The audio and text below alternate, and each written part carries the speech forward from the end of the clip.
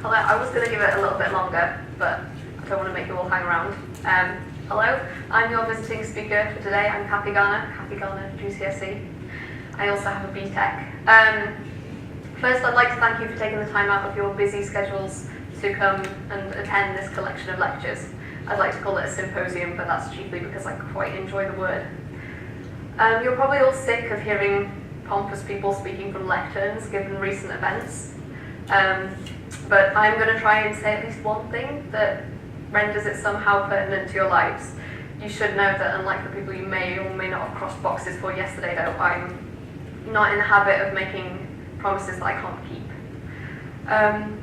So I'm going to be delivering a series of lectures which I call the MetaLectures. This is because each of them is based around a topic pertaining to a letter of the word meta. It's an acronym.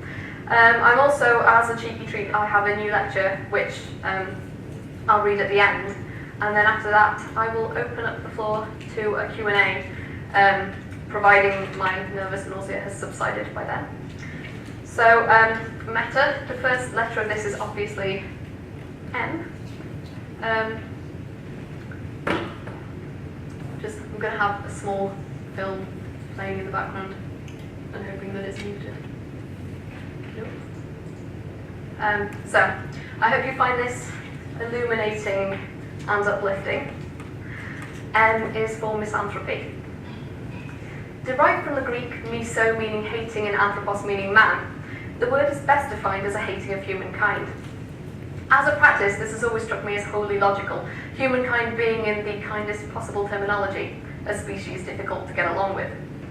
Although the world is not entirely devoid of resentful fauna, and I have known my share of misanthropic cats, it is amusing to note that misanthropy is nearly exclusively executed by humankind themselves.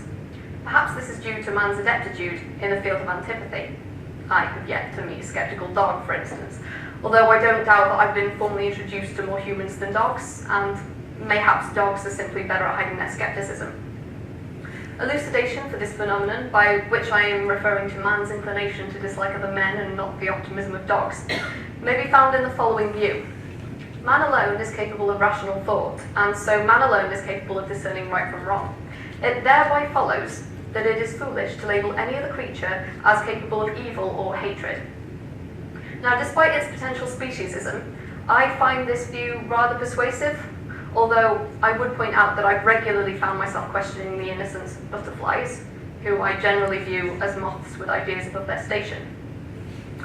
Setting aside my personal mislepidoptery, this same flaw of arrogance is best demonstrated by us, the human race. Mankind feel it socially acceptable to lord themselves over nature, forgetting that this is merely in their nature. Here the phrase in their nature is as troublesome as it is suggestive, the problem being the use of the possessive there. Nature neither should be nor is something possessed, rather it is something inherently imposed, naturally. And yet, humankind have a tendency to label other men both good and bad-natured, forgetting that nature, by its nature, is neutral. PH7, science. Under the umbrella term science, humans have developed methodologies by which to study nature, and thanks to this, they're liable to consider it their own. Observation and the slightest illusion of understanding give the impression of otherness and possession. And perhaps this is something I myself am guilty of. I find it enormously difficult to talk about mankind in the first person, or second person, not least because I am one of womankind, but because I feel compelled generally to distance myself from that heinous gnashing gaggle of Homo sapiens. I'm not certain what the collective noun is for a group of humans. People bears too much of a connection to person and personhood, which denotes some degree of moral fibre, so gnashing gaggle seems as good as any in my understanding. Now, in Western philosophy, the misanthrope is often perceived as a human isolated from society who regards the nature of other humans. But I think, personally, broadly speaking, the self is the easiest thing to loathe. We loathe in others what we observe within or absent to ourselves. And so, perhaps the misanthrope is more accurately defined as a part of each of us, thereby ingrained in our society. And that is how we forge our civilization on misanthropy and being generally awful to each other. I hope you found that encouraging. My next lecture is, of course, based around E, and E is for electricity. In 1995, Oasis sang She is Electric. I've never understood the meaning of that phrase. What I can say, however, is that I myself am both cheap and this lecture free of charge. It first occurred to me to address the topic of electricity when I recognised what appeared to be a peculiar phenomenon, although it is commonplace, even ubiquitous, and we're actually doing it right now. That phenomenon is the domestication of energy. It is as if we have stolen lightning from the skies and used it to brew our tea. We have taken bolts from Zeus and bodged them into sockets, bottled them in batteries. The other week, I spent an hour in Hull trying to pay for electricity, and if we were to think upon this for just a moment, granted not too long, this appears a strangely surreal experience. I waited an hour to pay my debt to Scottish Power, the custodians of electricity, for their gift of invisible force. In the vernacular, electricity has become another banal commodity, more associated with cables, kettles and bulbs than with storms and eels, and any attempt to purchase said force, or more than likely claim back the copious quantities mistakenly removed from your account via direct debit by certain companies which we shall not name, although we may already have done so, are a bitter reminder of the insatiable bureaucratic trap of our times. Seldom does a day go by when I don't have to fill in some form or other, my name and postcode into something to satisfy a spreadsheet somewhere. And usually, this is done electronically, via electricity domestically. So that is it. We are in the process of harnessing ferocious nature to accomplish the most mundane of tasks. Lightning into illegally streaming an American Werewolf in London, for instance. Merely an example, but well worth a watch. But whilst watching things such as that, or doing things such as brewing the above tea example, we were forgetting other things like how to sustain ourselves without electricity. We force fear surrounding man's genuine ineptitude and reliance upon electricity right to the back of our minds, haunting and snarling, like the American Werewolf or even just the British one at the beginning. The absence of domesticated electricity is a fairly disconcerting thought in our privileged sphere, and I'd rather not entertain any hypothetical scenarios for too long. Suffice it to say, a blown fuse leaves me listless as it is. I'll just put the kettle on. Oh no, wait. The absence of domesticated electricity, I would wager, is a more frightening thought to many people than electricity itself these days. But, though we have usurped it of its stormy seat, at times we still grant it some degree of magnitude. Mostly foreboding. Old Sparky is a testament to that, and those little yellow danger of death signs where a lightning bolt dwarfs the body of a horizontal man. Those are enough to remind us that we are pretty flimsy in its wake, as we are in the wake of most things really. But we have also associated electricity with a life-giving force. Hearts can be kick-started with the right charge on a defibrillator. And remember Frankenstein's monster, who thinks therefore he is and thinks thanks to bolts through the neck and a couple of watts. Thinking about electricity in the body in this way is quite odd, but it's still harnessed to cure excessive sweating, it's still implemented to jolt out mental ills through convulsion. We have a whole system which, when functioning, does so through such impulses. No wonder I'm inclined to stress I have one hell of a nervous system. Electricity then is intrinsic to living, to everyday life, to death, and perhaps to the start of life itself, the flooding engine and the start. Perhaps when Oasis talked of she, and she being electric, they were not speaking of any one particularly attractive woman, but rather speaking in terms of this notion of biology. The condition of animal life appears sinew and matter animated by sparks. Perhaps the she Oasis sing of is the proverbial Earth Mother. She is Mother Nature, and she is electric. Now, the next lecture, tea, we're on to tea, is about, well, I'd love to tell you a thing or two about Toms. I cannot promise that the slug is relevant, but we'll let it do its. I think it adds attention to the arrangement. I would love to tell you a thing or two about Toms. Firstly, how you can speak in and with one. How I am prone to burning mine, despite my tendency to keep it firmly in my cheek. I actually only did that the other day and it still hurts. But I think if you're going to burn your tongue, may as well be on custard. And back to tongues. The ease with which a tongue can be twisted, particularly whilst referencing shells and lorries of various colours. The tongue is a muscular hydrostat, possessed by most vertebrates for the purposes of manipulating food during mastication.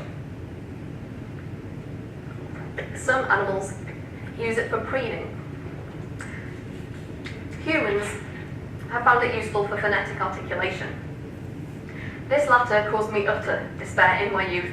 Utter. But I was often one to confuse synecdoche and blame the tongue for my slips.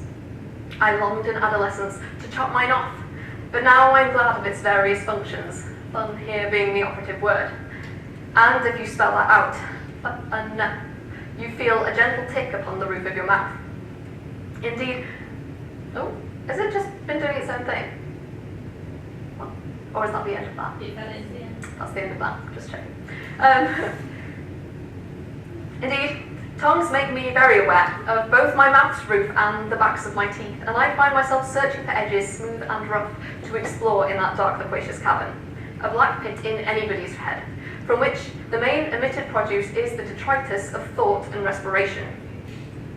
It has never seemed appropriate to me that tongue is a homophone, at least the way I say it. Tongue, not tongue, despite my flattened O in one. But cake tongues, that's a slug again. Cake tongues, fire tongues, hammer and tongues, that kind of tongue implies a dexterity which I think is lacking somewhat with the mouth kind, a gripping, although I suppose the mouth can grip, and in kindness find itself dexterous, even digital, though not quite long enough to be prehensile like a monkey's tail. Worse luck. The tongues of some animals are consumed and often considered delicacies. Hot tongue sandwiches, for example, are frequently found on the menu in kosher delicatessens. Taco de lingua being Spanish for tongue, is a taco filled with beef tongue and is especially popular in Mexican cuisine. Though personally, I must admit, the idea of eating a tongue with a tongue and giving it a label close to delicate is somewhat less than savoury. Yet savoury is not always what one wants. You could not lick or say love without one, and sans this lecture would have proved at best a challenge, and that has two, you see, and the n-tick once again. Whilst many bemoan the sound of the word moist, M-O-I-S-T, moist, I have never found that one a problem, whilst lap in certain contexts, and lip and lips in all, I find are bound to leave a bitter taste in the mouth. Now, my final lecture in this series is centered around a topic that I'm very passionate about. In fact, I've created a movement for it, but I'll discuss that momentarily. We're now up to A, and A is for ambivalence, vacillation, fluctuation, uncertainty. What these words have in common is that they have gained themselves the dubious privilege of being synonymous with ambivalence. I do many things myself with ambivalence, and class this in that cliched parlance as both a gift and a curse. It is a force with the tendency to breed inaction for which I often reprimand myself, that old existential malaise which I call vigor mortis. Perhaps ambivalence teaches one how to be alive without necessarily living. But that need not be entirely true. Maybe under its virus you can live twice, simultaneously in the positive and negative, but without a clear articulation of feeling. Symptomatic sine wave moods and paradoxical asymptotes. It has a wonderful way of preventing passion by encouraging a stagnant reason. Ambivalence is not without its benefits. It provides analgesia, for example, your first defense against the scourge of enthusiasm. Furthermore, the inaction it promotes makes for a greater expanse of thought, which, freed from the necessity of transcription, evades the usual pallid distortion of words and action. And as we know, acting is a minefield. It is often best to do nothing. There are those that deny this line of reasoning, And they cite that old maxim that there are two types of evil people, those that perpetrate and those that see evil being done and do nothing. But if everyone subscribed to inaction, no one would be doing the perpetrating. I feel I must declare at this juncture that I usually attempt to speak without universality. I only say that it is often best to do nothing. This may not be a perpetual truth. Transience and uncertainty are the only perpetual truths in my book. But it is often best to do nothing, especially when you're in doubt. And I am in doubt the vast majority of the time, as indeed I think most of us are. Doubt is a terribly human characteristic. Certainty, meanwhile, is dangerous. The good old waverers amongst us, ideas lacking the defined polarity required for an argument, would never dream of starting fights. And even if we did, war takes such commitment. The ambivalent becomes something between an unconscientious objector and a conscientious object, more apologetic than apologist. It prevents... Uncertainty evades polemic. It prevents loyalty to concept. It allows one to mull until the head becomes fogged with signifiers untethered from their signified, rippling in some undredged miasmatic alphabet soup of ambiguity. My signifiers do this quite often, and you may have noticed this. It is rare that I gain any sense of control over the words that slip from my lazy gums, and at times I relate to my gums. I am likewise lazy and similarly lacking in ambition, but they hold my teeth with a fortitude that I could never muster. I attempt fortitude, remaining faithful to mutually exclusive ideals by never acting upon either. This, however, is usually a source of anxiety rather than of unbiased sanctuary, especially whenever action or decision is required by social protocol and all life. Even a shopping trip can end distressingly with a meltdown in an overstocked cereal aisle. Such dilemmas are why routine is a useful strategy for any ambivalent. For instance, in the aforementioned cereal scenario, I can pick bran flakes every trip without ever subscribing to an attitude which dubs them a superior snack, but simply negates the need for me to weigh them up against, say, a corn-based flake. It would be nice if I could.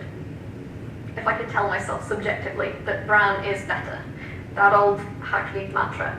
But alas, I cannot. Bran is simply the cereal which I eat. As I approach the end of this lecture, you may well have found me to be proving that earlier assertion, that ambivalence prevents one getting a life. But I merely want to suggest that there is great comfort in certainty, and in conviction. They provide a stabling anchor which a vacillator can never quite grasp before he or she begins to drown in that aforementioned uncomfortable soup metaphor. Still, better metaphor than war, and better an ambivalent than a person who accepts these ideas as scripture. So that completes the MetaLectures section of this symposium. The movement that I've created is called the apathy movement. There are manifestos, there's a number around. If you didn't get one, there's still a couple left. It's basically, it's a movement for people with an interest in ambivalence or apathy. We're inclusive. If any of you are particularly exhilarated by the prospect of apathy, do let me know. The movement's currently 3 members strong, so I think that's pretty good. There is kind of an issue with setting up a movement for inaction, but I'll leave that to your imaginations. We have had one art exhibition. This was a collaboration with Avish Briscoe, The Art of Inaction. So we did this exhibition, we made a poster. I really hope nobody went to Broadacre House on that date, because there was nothing there. But I mean, there is so much everything in the world that sometimes I think nothing is kind of a breath of fresh air.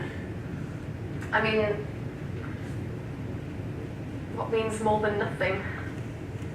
Think of the potential. But the last lecture I'm going to be presenting is not in the MetaLectures, but I thought I'd include it. It's something that I wrote very recently. It was only last week I was asked by a friend of mine to write on the subject of ruins in Newcastle, and I stretched this a little bit. I was considering ruins and their association with the Romantics and the idea of transience and the sublime, and I was considering aspects of ruins in contemporary society and whether they can be, whether they can evidence the sublime. There used to be a Woolworths here. This simple phrase is one that rings with an almost ubiquitous truth across this sceptred aisle. And whilst it may at first appear an irredeemably dry assertion, there is often more to facts that appears upon their surface. There used to be a Woolworths on Clayton Street, but like all those other branches, it is no more. Its very presence has become a distant memory, an easy surrogate found in its brothers of the bargain bazaar industry. Woolworths was a long-established retailer in the United Kingdom. Emerging in 1909, it was an eponymous hero's attempt to claim a little English soil in the continuation of his American 5 and 10 chain. His efforts, indeed, proved prosperous, and hence Woolworth conquered the high street with his endemic brand, which nestled comfortably into our conception of Britishness. We called it Woolies, for it was many. A beacon of 20th century vending, Woolworths stocked a pick and mix of factory-made goods at the obligatory and tautologous low prices required for high street success. At its height, it generated such riches that the talented Mr. Woolworth was able to erect what was, for a spell, the world's tallest building and even pay for it in cash. It stood on Main Street, a veritable monument to convenience. But of course, fortune favours no one for eternity. And lo was Woolworth's Ozymandias, two vast and trunkless legs of stone.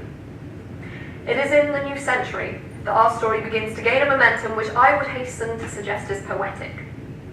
The vast assortment of cheap produce which Woolworths had to offer could not remain a novelty for long, and of course the supermarkets began to dig their claws into the ground, bragging their superior quality. Chosen by us, we could taste the difference. Woolies became an outcast, dejected, obsolete, the impotent floppy disk of the marketplace. In my belief, it is no delusion to find meaning in the mundane. Indeed, to me, Woolies can recount many a moral. What goes up must come down. What begins must someday end, and pride comes both before a fall and Poundland. And fall Woolworths did, like the proverbial lead balloon, and akin to the literal one if such a thing exists. In 2008, its building now a skinny dwarf embedded in the New York skyline. 800 stores were closed in just 41 days. By Epiphany of 2009, the last few were shuttered. Echoing the bureaucracy of our post-industrial society, Woolworths passed from profit to administration into dissolution, and now it can be found as a legend, as a data ghost, a whispered online presence offering subpar merchandise and no free UK shipping. It was a store adept at stocking everything, but now its emptiness paradoxically encapsulates the very spirit of the human condition. Man's fragility, his contingency and his sad transience. Woolworths, or our deprivation of said various emporium, lies upon romantic truth. Had Caspar David Friedrich been alive to walk the tomb, he would have found the Newman on Clayton Street. The Woolworthian den of commerce was vacated, its soul devoured by time and profit. It finds itself a host to new conglomerates with nobody to mourn its glory days. But its faded high street presence stands as a testament to the true illusionary nature of teleological progress, a memorandum of relentless entropy, a memento mori. There used to be a Woolworths here, but all good things must end. Thank you.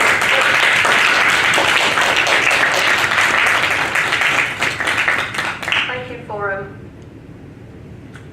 enjoying the MetaLectures. I'm now going to open up the floor to any questions, which I may well regret. Are there any questions? I mean, this is potentially a relief. I'll give you a moment's thought. What is the apathy? How do you say it? The apathy movement. Apathy. What are you doing in Or would that go completely against? See, this is the difficult thing. It's very difficult weighing up doing nothing with life. Well, people expect things of you. Like, I need to stay in bed. Does that count as an action? I think it probably does.